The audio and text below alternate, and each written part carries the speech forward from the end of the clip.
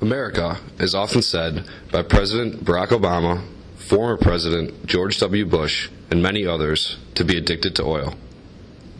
Approximately 20.6 million barrels a day are consumed in the U.S. That equates to almost 3 gallons every day for every man, woman, and child in the country. Out of the 20.6 million barrels, 5,129,400, or nearly 25%, are used for industrial purposes. Some 9 million buildings still burn and use heating oil, 3/4 of them in the northeastern states.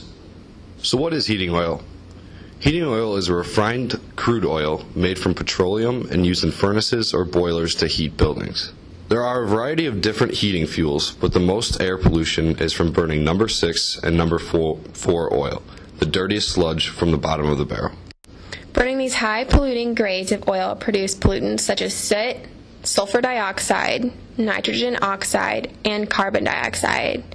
As a comparison, this graph shows number 2 oil and natural gas to number 6 oil. As you can see, natural gas and number 2 oil have smaller emissions than number 6 oil.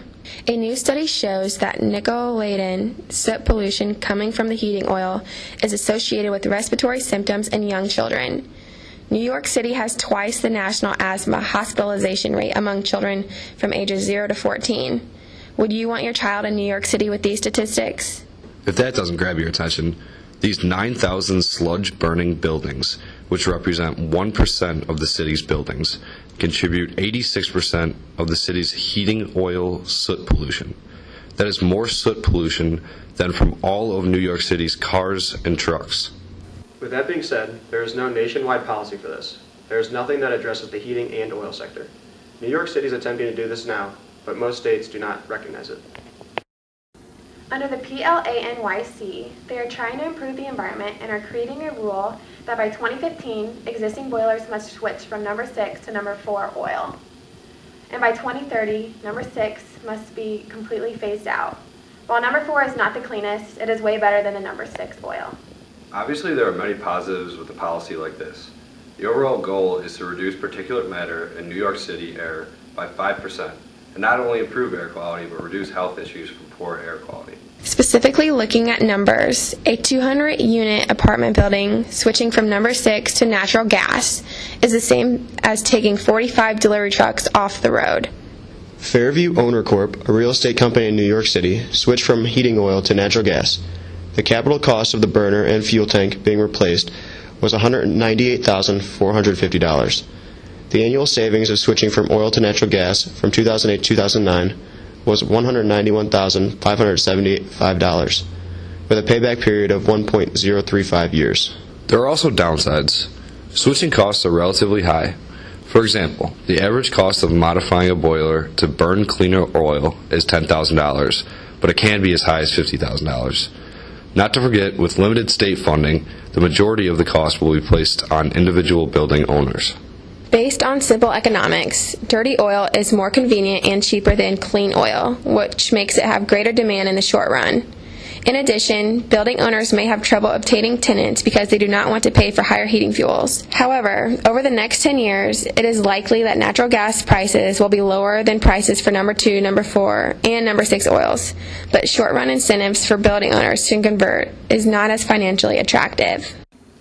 According to a peer-reviewed journal from HealthSource, a study concluded that cardiovascular deaths in New York City are directly attributable to pollution from the combustion of oils used to fuel city boilers. According to an analysis conducted by the NYU School of Law, if all residential and commercial boilers were converted from number 6 to natural gas starting in 2012, by 2040, 7,500 lives would be saved.